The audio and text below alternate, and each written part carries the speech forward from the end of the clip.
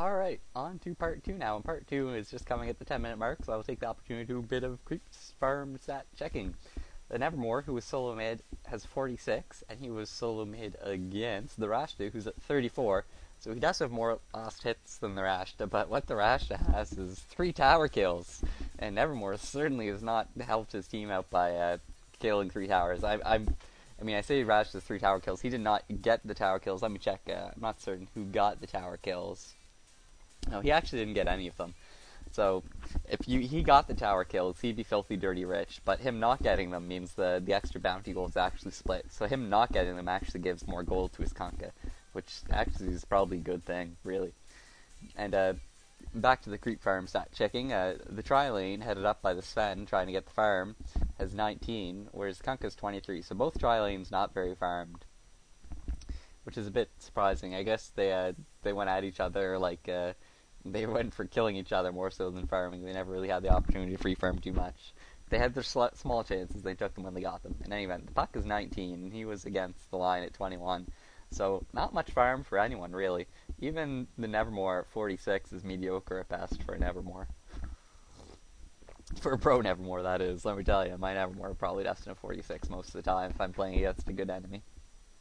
But in terms of items, this Rash is working on a Staff of Wizardry, so he might go for a early alt stick and be an absolutely terrifying pusher. I'll take soft pause. And earlier I mentioned there are 2 things you can do with Rash Towards. Go for hero kills or tower kills. However, I was thinking to myself about that while I was talking, and I realized there's a third thing you could do. You could always use them to go for an early Rosh attempt. And I've never really seen that done, Rash to using his wards to take down Rosh. With the Vengeful Spirit's Howl to do some minus armor, they could kill him fairly quickly, and the Lich's Frost armor to tank. But I doubt it'll happen, but it could happen. You could use your wards to take out a pretty quick and surprising Roshan. But I don't think that'll happen. And one thing I want to mention about Rash's wards, which is unfortunate, is if you know, Vengeful Spirit has her Commandor, only level 1 right now. However, Rash's wards, unfortunately, do not benefit from Commandor. Just a Warcraft 3 type thing. They're not like a normal unit, they're like a building or something, so they can't benefit from auras. I'm not sure about the exact logistics of it, but at the end of the day, they do not get the aura. Which is sad, but oh well. So, no real action right now, unless maybe Lion fingers someone. We'll check out the cooldown. So Lion's ultimate is off cooldown, so maybe I'll keep an eye on him, pink on the minimap, see if he moves anywhere where he might do some fingering. Oh no, Rash has actually picked up his Voidstone, and Staff of Wizardry and a Voidstone. That could be an Ools, the tornado thingamarig, which is a bit of an unusual item. It's good in some regards, but I'd be surprised if he got the Ools. Maybe he just got the Voidstone so he could spam the spells. I'm uncertain. I'd be surprised if he finished off the Ools despite having the components of it. Kanka gets Storm Bolted, then Puck flies in, so very good long range initiation, even without the blink daggers. Even without the blink daggers, you could see how they could initiate from that great distance with the Stormbolt and Puck zooming in. Imagine once they get blink daggers, the distance they can initiate from is very long range. Sentinel forming up for a push on a tier 2 tower because Rash's ultimate is available. However, he is not level 11 yet. His next one will be the level 2, but this is still just his level 1 ultimate. So they do 39 to 43 damage, and there are 8 of them. We'll pay attention to what the change is. And you can notice that they're not affected by the aura, I was saying earlier. You can see right now that I wasn't making it up. No plus damage for them. So the tower goes down more or less uncontested, and Scourge forms up to defend their tier 2 tower, however, or their base tower, but there's no way in heck that Scourge is going to try and push that without Rashta's ultimate. Rashta, meanwhile, used to teleport Scroll to head up top lane to farm, and he's pretty rich. If you just replace this TP Scroll. After that tower, he must be pretty darn close to an alt stick. Oh, he does. He finishes off the Ools, and I'm surprised. So, Ools is an item you don't see very often, and so it has the ability to throw someone up into a tornado, which basically takes them out of the battle for 2.5 seconds. You can't kill them like you could with a sheep stick, but it's still a decent disable, and it also gives 25 movement speed. So it really helps his mobility out. I'm surprised he went for it though. So we'll see if maybe as this game plays out, if that's a better item than his ult stick would have been. Although it gives the mana regen too, as I said. Just picking up a Void Stone alone for mana regen solves a lot of that, but upgrading to Newell's gives you a total of 125% mana regen, so he can really spam his Forked Lightning, and even while spamming his Forked Lightning, still have mana to cast his other spells if the situation arises. He's actually getting quite a bit of farm in this Rash. It's about 3 minutes since I checked. Holy smokes, is he up to 71? He's up to 71 creep stats. Remember when I checked just 4 minutes ago, he was only at like 30 something, something not impressive at all. He's gotten 40 in just like the past 10 minutes. I think he's averaging like 10 a minute over the past 4 minutes, which is pretty intense. Keeps that up, we'll have an ult stick in no time. Speaking of ults, there's a level 2 ultimate, so his ward damage is up to 54 to 58, so it's like a 25% increase. That enables him to take another tower, and this tower pushing is getting ridiculous. I really don't think Sentinel, if they just keep letting all their towers fall, what are they going to do? There's only one more tower that they can just let fall like that. They absolutely cannot let their base towers fall in such a manner. And choosing to let these other towers fall is grave consequences. Vengeful Spirit tries to get a kill on the Nevermore, however, I don't think she really communicated with her team too well because they were just so far behind. Lich's ultimate is bouncing around like mad. Nevermore's ultimate doesn't really hit anyone. Kunkka's boat gets the Crystal Maiden, who's probably going to die, perhaps. No, she freezes the Kunk. Puck is trapped in the trees, hilariously. Nevermore's raising 2 heroes, and he gets them both. Oh my goodness. Fantastic triple kill on the back of the Witch Doctor gets the triple kill, which is a bit unfortunate. Would have liked that to go to the Nevermore. And Kunkka's in full retreat, so is the Courier. It's invulnerable. Kunkka wishes he was invulnerable, but he's going to get away just fine anyways, thanks to his high health. He still doesn't have his Vanguard. He must be close, though. And, wow, I was a bit surprised that battle turned out the way it did. Sentinel really needed it to work out for them, and it did.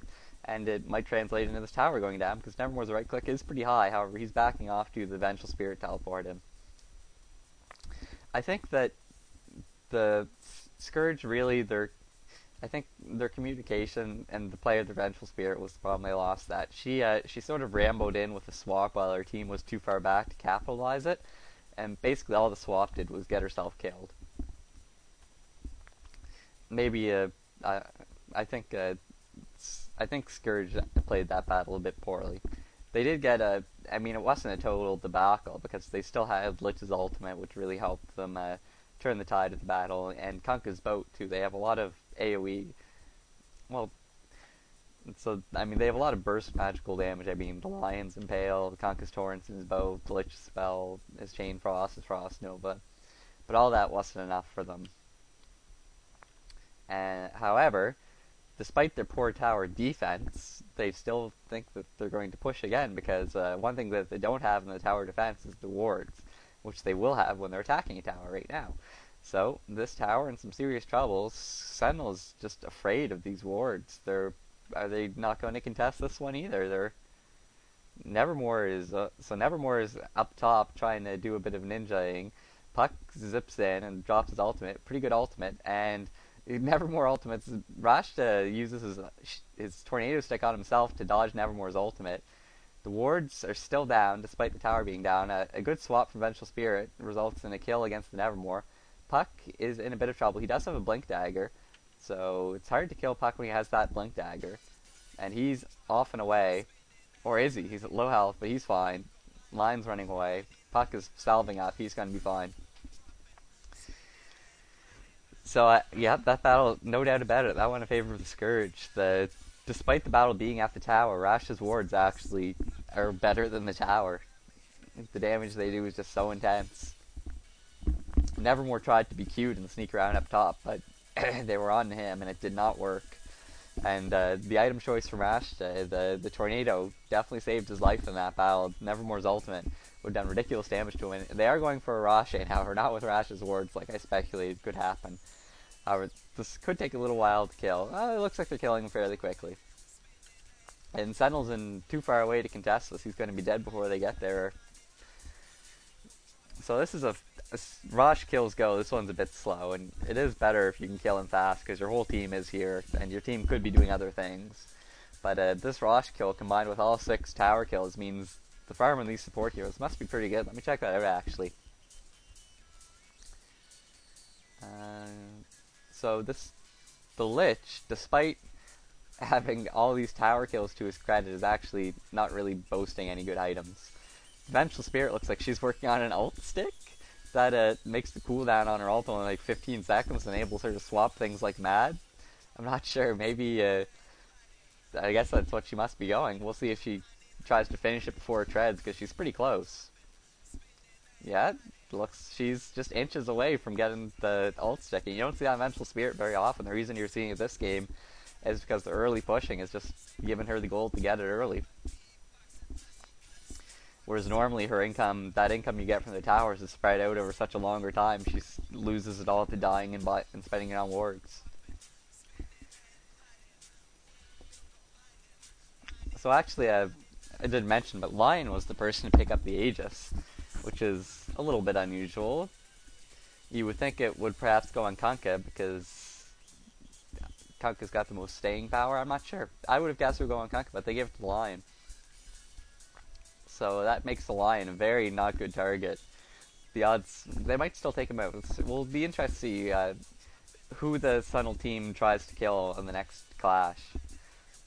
Killing Rasha before he... Oh, Rasha actually has a 4-staff. I should mention that. He might use it to zip puck forward cutely. No, he uses it on himself. Zip.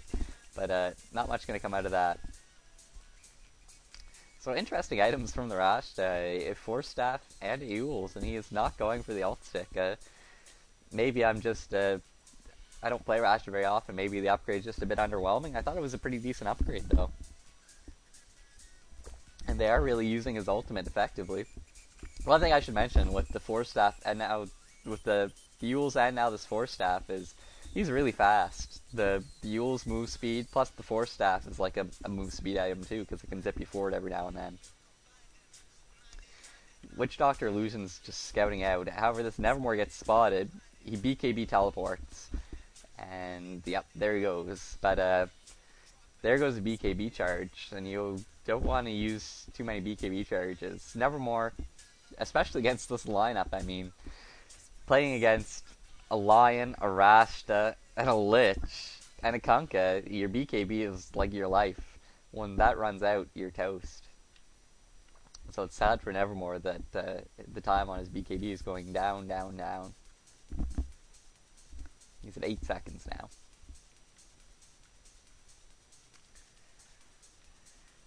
Alright, Scourge team looks like they are going for a base tower, and Sentinel has to defend this one. No doubt about it. This is going to be a team fight.